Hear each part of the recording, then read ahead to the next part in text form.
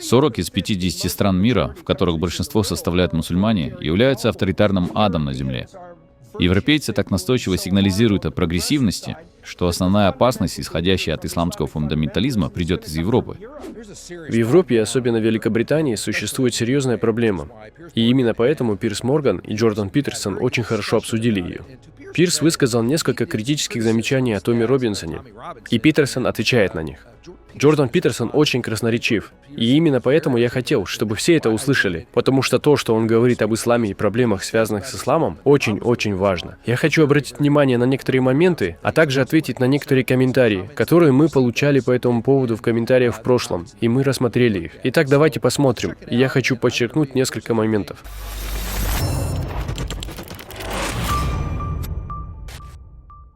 Здесь есть еще одна неприятная проблема, Пирс, с которой никто не хочет разбираться. А именно вы, скажем так, охарактеризовали Робинсона как антимусульманина. Но мы на самом деле не понимаем взаимосвязи между религиозной доктриной и фактом совершения этих преступлений. Итак, я хочу привести два примера. Первый пример заключается в том, что 40 из 50 стран мира с мусульманским большинством населения являются авторитарным адом на земле, и только 3 из них являются демократиями. И это Марокко, Индонезия и Турция. И знаете, я бы не стал относить их к высшим эшелонам развитых государств. Так почему же это происходит? Это отклонение от исламских принципов или их следствие? Хорошо. Это то, что нужно понять и о чем нужно спрашивать. Он задает вопрос, который следует задать, когда речь заходит о проблеме насилия в целом, о столкновении между западным миром и исламом. Я собираюсь в точности повторить то, что он сказал. Он спросил, почему это так? Почему не хватает демократии? Является ли это отклонением от исламских принципов или их следствием? И на это нужно ответить. И мусульмане должны ответить. Каков ответ на этот вопрос? Это очень-очень хороший вопрос. Нам нужно задавать его в отношении любой философии. Христианство и любая религия должны быть в состоянии ответить на этот вопрос. Что вытекает из вашей системы убеждений? Это демократия? Это благо человечества? Это насилие или нет? Почему это так? Это очень важные вещи. Нам нужно научиться говорить об этом. Задавать этот вопрос не значит быть исламофобом, потому что это очень-очень рациональный вопрос для рассмотрения. Сейчас никто не хочет этого обсуждать, и это неудивительно. Это, скажем так, негативная сторона. И в исламе есть определенные доктрины, которые очень-очень трудно согласовать со свободными, либеральными, западными христианскими демократиями. И эти различия не просто очевидны, они глубоки. Он не говорит, что во всех христианских странах есть демократия, или все демократические страны являются христианскими. Но они исходят из христианских представлений о человечестве и о том, как оно должно функционировать. Мы знаем это. Демократия, зародившаяся на почве христианского мира, в Западной Европе и Соединенных Штатах, имеет христианскую основу внутри своей почвы. И это важно отметить. Я бы не стал с оптимизмом говорить о том, что мы могли бы обратиться к исламским лидерам, таким как те, кто управляет Объединенными Арабскими Эмиратами, а также в какой-то степени Саудовской Аравией, а также к сторонам, подписавшим соглашение Авраама, с просьбой найти другой путь. Были выдающиеся лидеры, как из Саудовской Аравии, так и из Арабских Эмиратов, которые выступили и заявили об этом публично, очень публично, что они взяли своих исламских фундаменталистов под контроль и крепко держат их в руках.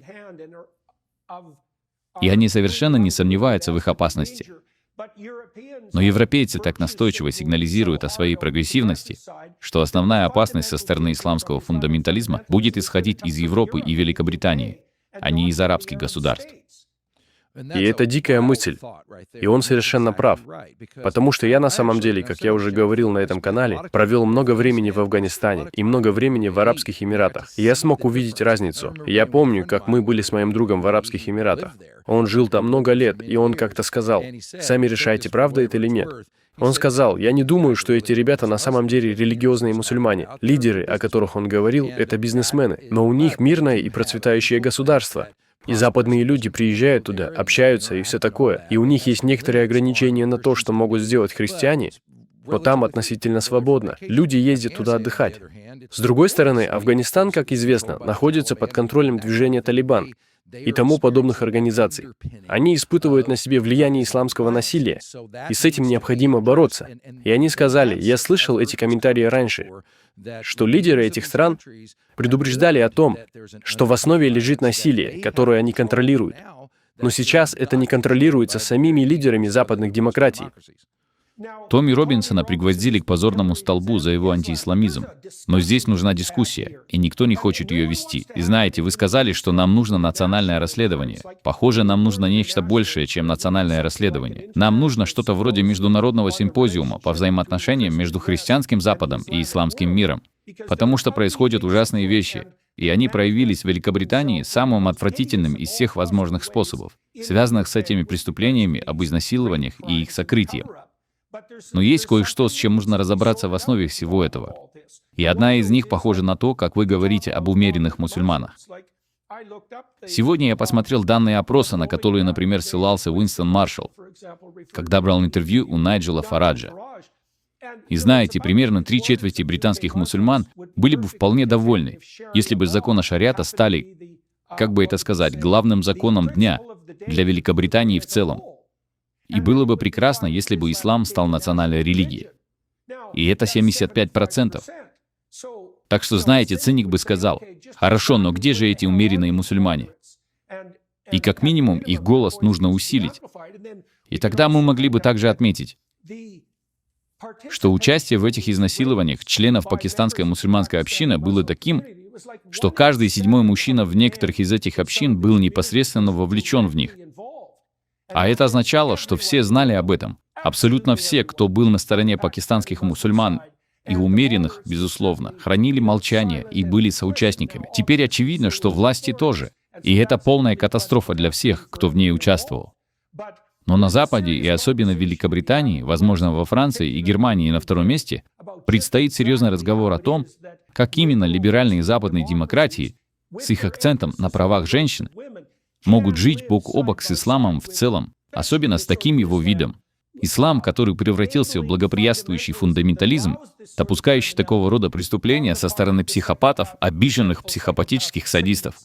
Одна из вещей, которую он постоянно призывает, а именно поэтому я был увлечен этим конкретным видео, заключается в том, что он сказал, что здесь должна быть дискуссия. И это действительно так. Это очень-очень-очень важно. Если вы что-нибудь знаете об исламе, я уже говорил на канале, что, на мой взгляд, он порождает насилие. Я не думаю, что это просто мнение. Я думаю, что это принцип, потому что основатель ислама был жестоким человеком. И люди, которые последовали за ним, тоже были жестокими. Я получил отпор в комментариях. Но вот что именно говорят люди. Они говорят, ну, Иисус сказал, я пришел принести меч. Но если вы интеллектуально честны, вы знаете, о чем говорится в Библии. Вы знаете, что Иисус говорил. Он все время использовал фигуры речи, и он был известен этим. И это фигура речи. И доказательством этого является образ его жизни. Доказательством этого является то, что основатель никогда не размахивал мечом и не убивал других, и все такое.